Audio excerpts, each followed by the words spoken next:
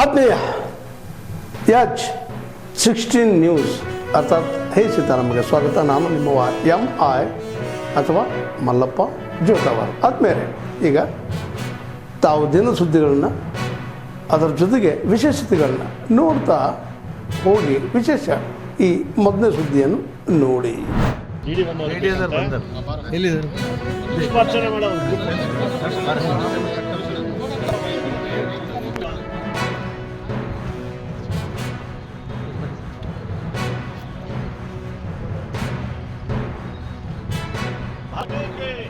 जिंदाबाद जिंदाबाद बीजेपी जिंदाबाद जिंदाबाद जिंदाबाद बीजेपी जिंदाबाद विश्वनायक नरेंद्र मोदी के जय वाजपेयी के जय कृष्ण आद्वानी ಅವರಿಗೆ जय ಮುರಳೀಮೋಹನ್ ಜೋಶಿ ಅವರಿಗೆ जय बोलो भारत माता के जय BS ಯಡಿಯೂರಪ್ಪನವರಿಗೆ जय बोलो भारत माता के जय जय बोलो भारत माता के जय जिंदाबाद जिंदाबाद बीजेपी जिंदाबाद बोलो भारत माता के जय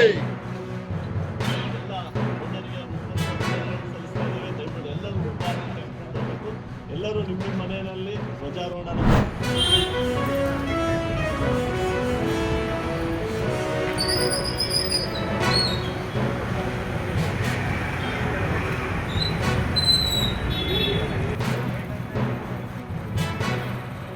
ನೀವೊಂದು ಕೆಲಸ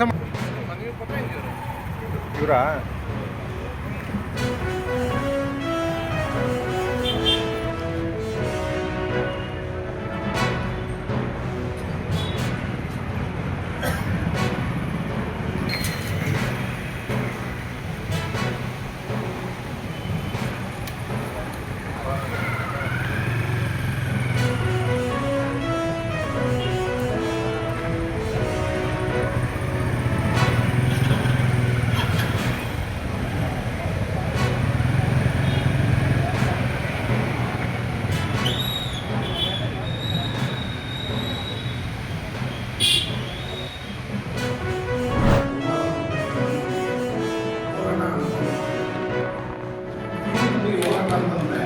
ಕಳೆದ 15 ವರ್ಷಗಳಿಂದ ನಿರಂತರವಾಗಿ ಆಡುವ ಆಹ್ವಾನ ಆಟ ಸಂಘಟನೆಗಳಿಂದ ಹೋರಾಟ ಮಾಡ್ಕೊಂಡು ಹೋಗ್ತೀವಿ. ಬಟ್ ನಮ್ಮ ಏನೇ ಆದರೂ ಬೇಡಿಕೆಗಳು ಈಡೇರಿಲ್ಲ. ಕಳೆದ ವರ್ಷ ಜನಪ್ರಿಯ ನಮ್ಮ ಬೇಡಿಕೆಗಳು ಇನ್ನೊಂದು ರೈಸ್ ಮಾಡಿದ್ರು. ಆನಂತರ ಆಟೋ ನಿಲ್ದಾಣ ಅವು ಆಟೋ ನಿಲ್ದಾಣ ಅಂದರೆ ಪರಿಪೂರ್ಣತೆ ನಿರ್ಮಾಣ ಹೊಂದಿಲ್ಲ. ನಾವು ಏನಪ್ಪ ಬೇಡಿಕೆ ಕೇಳಿಕೊಂಡು ಬಂದರೆ ಆಟೋ ನಿಲ್ದಾಣಗಳಲ್ಲಿ ತುರ್ತು ಚಿಕಿತ್ಸಾ ಪೆಟ್ಟಿಗೆ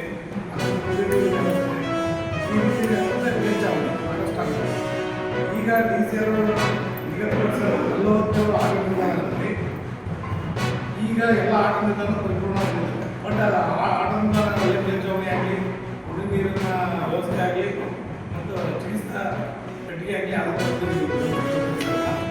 ಹಾಗಾಗಿ DCR ಅದನ್ನು ಬೇಡಿಕೆ ಮತ್ತು ಆಟೋ ಚಾಲಕರ ಸಂಘಟನೆಗಳ ಬೇಡಿಕೆ ಏನಪ್ಪ ಅಂತಂದರೆ ಈಗಾಗಲೇ ಈ ಆಟೋ ಇಲಾಖೆ ಮತ್ತು ಪೊಲೀಸ್ ಇಲಾಖೆಯಿಂದಲೇ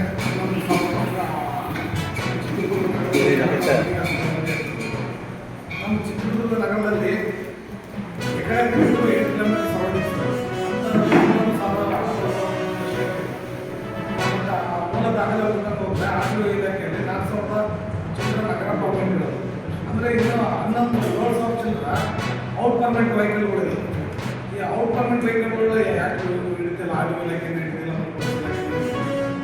ಹಾಗಾಗಿ ಅನಂತರ ರವಿ ಗೊತ್ತಲ್ರಿ ಬೆಳಗಾವಿನಲ್ಲಿ ಏನಾಯಿತು ಅಂತ.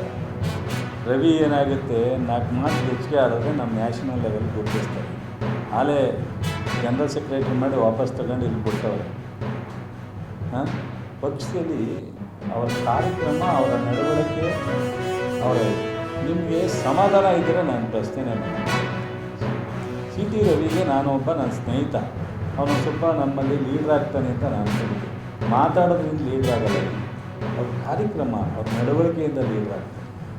ಏನು ಮಾತಾಡ್ತಾನೆ ರೀ CT ರವಿ, ಬಾಯಿ ಏನು ಬರ್ತದೆ ಅದನ್ನೇ ಮಾತಾಡ್ತಾರೆ. ನನಗೇನೋ ಅದು ನೋಡ್ರಪ್ಪ ನೀವು ಏನಾರು ಅಂದ್ಕೇಳಿ ಶಿವರಾಜ್ ಮೇಲೆ ಏನಿದೆ ಅಂತ ತಾತ್ಸಾರವಾಗಿ ಮಾತಾಡ್ತಾರೆ. ಸೊ ಗೌರವವಾಗಿ ಮಾತಾಡೋದನ್ನ ವಿರೋಧ ಪಕ್ಷವನ್ನು ನಾವು ಗೌರವಿಸ್ತೀವಿ, ಅವ್ರ ಪ್ರಶ್ನೆಗೆ ಉತ್ತರನೂ ಕೊಡ್ತೀವಿ.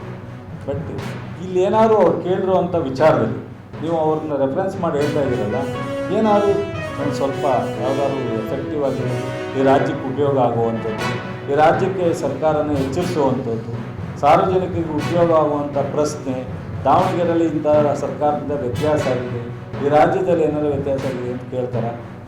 ಏನು ಈ ಥರದ ವಿಶ್ವನಾಥ್ ಹಿಂಗಂದ ಇವನು ಯಾರೋ ಹಿಂಗಂತ ಏನು ಮಾಡೋದು?